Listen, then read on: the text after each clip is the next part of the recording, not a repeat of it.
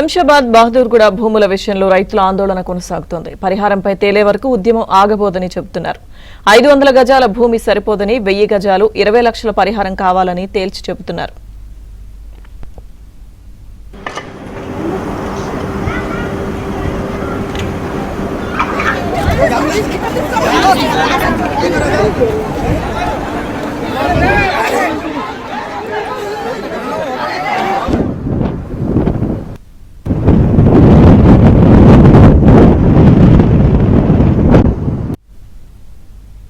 ఇదే అంశానికి సంబంధించి మరింత సమాచారం మా ప్రతినిధి ప్రవీణ్ అందిస్తారు.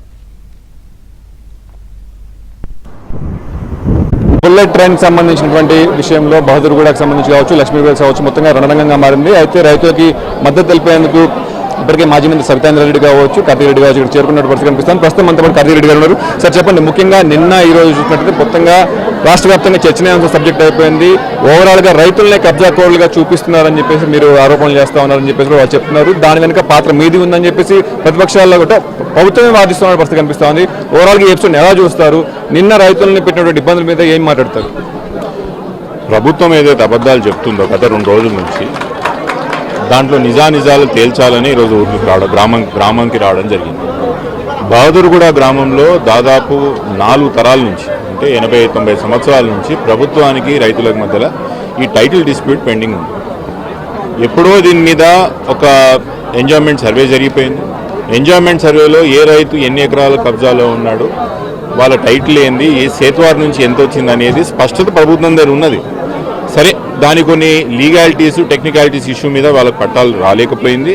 అందుకే ప్రభుత్వం ఇంకా దీన్ని ప్రభుత్వ భూమిగా చూపిస్తూ నిన్న ఎక్కడైనా కూడా కబ్జాదారులు వచ్చి భూమి మీద రైతులు ఉంటే వాళ్ళందరినీ బయట వెలగొట్టి భూమి చుట్టూ కంచె వేయడం చూసాం ప్రైవేట్ వాళ్ళని. కానీ ప్రభుత్వమే ఊరినంతా కూడా అరెస్ట్ చేసి బహదూర్గూడ గ్రామాన్ని అన్ని కూడా అష్టదిగ్బంధనం చేసి ఎవరు కూడా బయటికి రాకుండా ప్రభుత్వమే కబ్జాకోరుగా మారడం ఎప్పుడైనా చూసారా?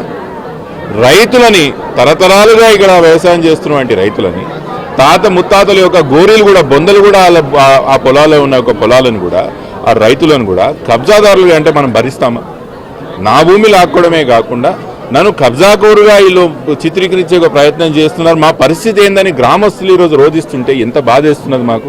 ఇది కొత్త కాదండి. తెలంగాణ ప్రభుత్వం ఇది గత 2 సంవత్సరాల నుంచి గత 2.5 సంవత్సరాల నుంచి ప్రభుత్వం ఇది మొదటిసారి కాదు. కానీ 650 ఎకరాలను ప్రభుత్వం చెప్తుంది. కానీ దాదాపు 800 ఎకరాలు ప్రైవేట్ భూములు కూడా ఏవైతే ఆల్రెడీ పట్టా ఇచ్చిన భూములను కూడా కబ్జా చేస్తున్నటువంటి సర్వే నెంబర్లో కూడా అసలు ఎక్స్టెంట్ లేదు అని చెప్పేసి చెప్తా ఉన్నారు. అది కూడా కొత్త వాదన. ఎవరు చెప్పాలి సమాధానం? కలెక్టర్ గారు రావాల్సిన అవసరం లేదా?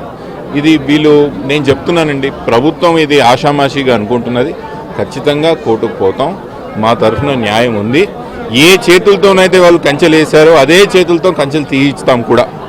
స్టేటస్ కో కూడా ఉందని చెప్పేసి చెప్తా ఉన్నారు. కాదు, మీ ఛానల్కి నేను మీ ఇంటర్వ్యూ ఇస్తున్నప్పుడు ఉందేమో అని నేను చెప్పట్లేదు. Status quo is in place.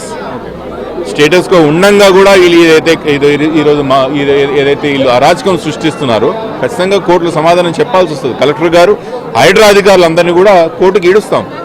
So మొత్తంగా అయితే బహదూర్గూడకు సంబంధించినటువంటి విషయంలో మద్దతు తెలిపేందుకు సవితాంద్ర రెడ్డి కావచ్చు, కార్తీక్ రెడ్డి కావచ్చు ఈరోజు వచ్చారు. అయితే నిన్నట్లాగే సేమ్ అరెస్టుల పర్వం కొనసాగుతూ ఉంది. అక్రమంగా అరెస్టులు చేస్తూ ఉన్నారు, కేసులు పెడతా ఉన్నారు. సో ప్రభుత్వం మాత్రం కబ్జాకోరు మాదిరిగా వ్యవహరిస్తూ ఉంది. 650 ఎకరాలని చెప్పినప్పటికి కూడా దాదాపుగా 800 ఎకరాలకు పైగా కూడా ఇక్కడ పొజిషన్లోకి తీసుకున్నారు. అలాగే ఇది బుల్లెట్ ట్రైన్ ఇక్కడికి వస్తుందని చెప్పి చెప్తున్నారు. కానీ ఎయిర్పోర్ట్లో ఇంకా అడిషనల్ భూమి ఉంది, అక్కడ తీసుకోవచ్చు. లేదు అని చెప్పేసి అంటే ఏదైతే ఆర్డీఓ కావచ్చు, కలెక్టర్లు కావచ్చు, ఎక్కడైతే ప్రభుత్వ భూమి ఉందో దానికి మాత్రం తీసుకోవాలి. కానీ ప్రైవేట్ భూములను కూడా పోకుండా కంచెలే వేసేశారని చెప్పేసి కూడా వీళ్ళు చెప్తున్నటువంటి పరిస్థితి కనిపిస్తూ ఉంది. ఎట్టి పరిస్థితుల్లో కూడా బీఆర్ఎస్ ప్రభుత్వం వీళ్ళ పక్షాన్ని నిలుస్తుందని చెప్పేసి సత్యేంద్ర రెడ్డి కూడా చెప్తామని పరిస్థితి కనిపిస్తూ ఉంది. ప్రమోద్తో ప్రవీణ్, ఈ జ్యోతి.